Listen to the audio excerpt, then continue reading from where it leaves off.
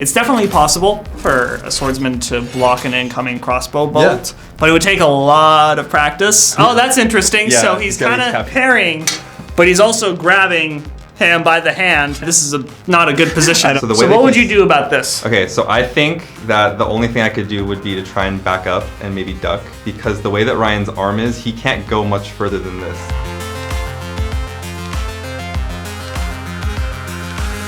Hello, my name is Tyler. And I'm Ryan. And we are sword experts. Today we're going to be breaking down the fighting scene from the Netflix show The Witcher. It's like, oh, I have to kill people now. Oh, you're going to die, so...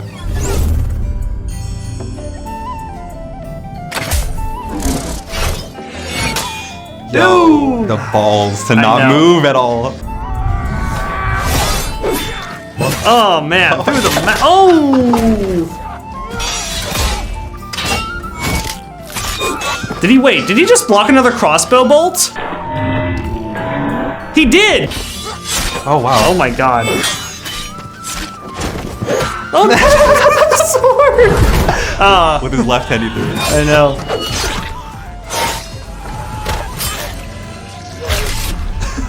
So here, here's pretty cool. What is that weapon? Advanced Butcher. Ooh!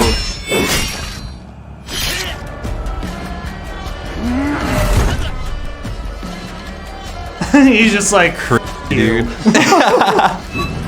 Oh! Yo, that was crazy. Depending on how skilled you are, you might just not make it through the first arrow. Yeah. that guy It'd be shot. really hard to block that shot. Yeah, exactly. Just like a crossbow shots. So first you have to do that, but I think in the right hands, if the person is really tactical and they use their environment and their skills just in the most optimal way, I think they would have a chance. If I were Geralt, and I knew I was a freaking mutant who can like force push people, I'd be pretty confident. Yeah, I'd be confident too. I'd feel like I could take this. So the crossbow guy, it's definitely possible for a swordsman to block an incoming crossbow bolt, but it would take a lot of practice. If it was just a normal guy, I would put the money on the crossbow guy. Exactly. Yeah. I attempted to parry a few of these training arrows that a friend of mine had with like the rubber tips on the end. I was able to parry them, but the tips added so much weight that I feel like an actual arrow would be quicker. Probably. More unreactable. Plus a crossbow has like the tension of the bolt on the wire, so it's way quicker than a human drawback. Yeah, there's obviously a lot of risk involved in that confrontation, so either the crossbow guy's gonna hit him, or the crossbow guy's gonna get parried or miss, and then while you're sitting there trying to load up your crossbow, you're done for. Yeah, so once you shot your bolt, that's it. Yeah. And you can even see in the fight, the dude where he parried the crossbow, later on he's still trying to wire it up, and he just throws a sword at him. All the weight is pretty much on the hilt though, just to support the physics of the blade. So I think you'd have to be really close to compensate for like how quickly the blade would bend down. Yeah. So you'd have to basically he was fairly close. Yeah, that dude got it really bad. No, that was like a 6. Yeah, it's a 6. That was a parry 6. Nice. What is a parry 6?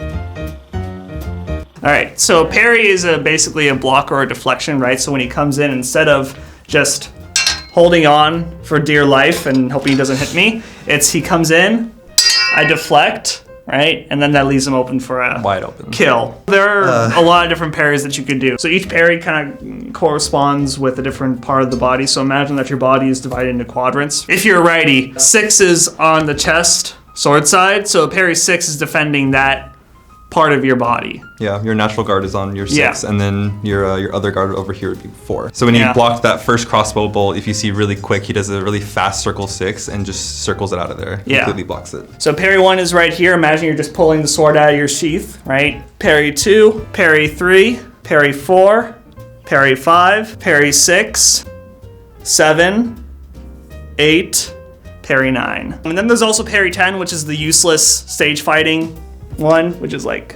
over here. So he comes in over that way, right?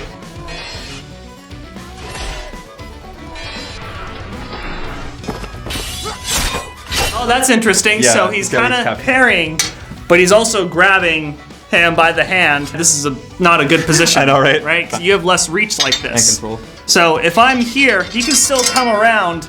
We might both die. Yeah. So you would have to like move out of the way. That's way better, as you're doing it. If we really wanted to make this look legit, right? So I'm here, I just boom, and then through the net. you know, I still have control over it, and I'm not having to do this weird angle. Yeah. I just have to boom, boom. Because he's using the advantage of the angle there, because I can't get a good parry here, it's too late. Exactly, yeah. Plus, this way, I have the guard here. He can't do anything.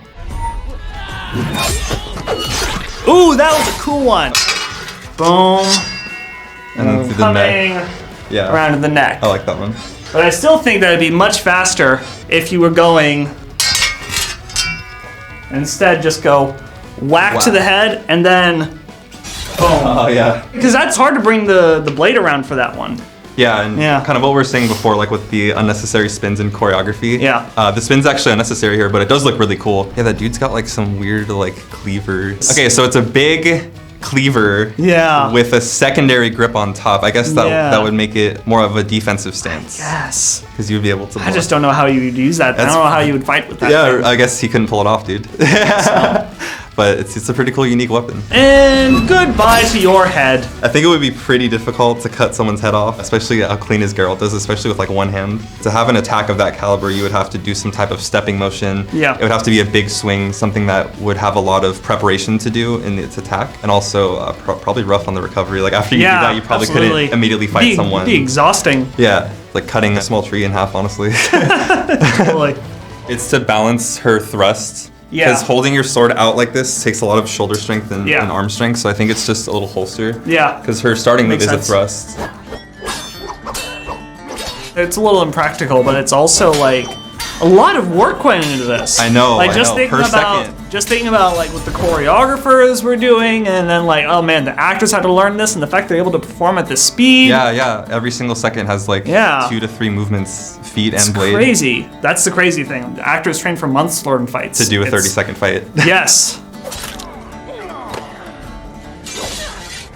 This is a crazy fight.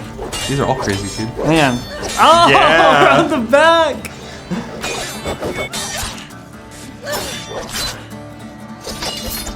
The distance of the dagger and the distance of the short sword are more complementary because they favor more close combat and speed. So it would make less sense to have a long sword and a dagger, because then you'd be trying to fight on 2 different fronts, 2 different ranges. Dude, I just caught that. When she put her hands behind her back, she put the dagger in the hilt. Subtle, dude. That's cool. So he got stabbed twice. And then when he held it with his raw hand, she slid it off. That's crazy. So what would you do about this? Okay, so I think that the only thing I could do would be to try and back up and maybe duck, because the way that Ryan's arm is, he can't go much further than this. Do you see how his elbow gets all whack? It's very hard to aim and to get a powerful hit like this with the way he's holding it, which is why I think he later adjusts to it. But I think my best guess would be to maybe back up and try and duck or something, but it's so scary to do anything with your throat right there. Yeah. This is the checkmate, like they got you, you know? Yeah. Can't protect your throat, you're dead. So what'd you think of the fighting? It was way over the top, but also really cool. Yeah, it was really fun to watch for sure. A lot of the concepts in there, like, you know, blocking and then immediately going to kill, right? That was in there. That's realistic. That's good. But then the underhanded stuff, the reverse grip stuff is totally impractical. They did the showy, impractical version to show he's special, which is fine. He's special. Could definitely do it. He's the Witcher. He's a mutant. You know what I want to try? I want to master that behind the back parry. All the way, Toss a coin to your Witcher, oh Valley of Plenty. Whoa. Toss a coin to your Witcher, a friend of humanity. 3, 2, 1.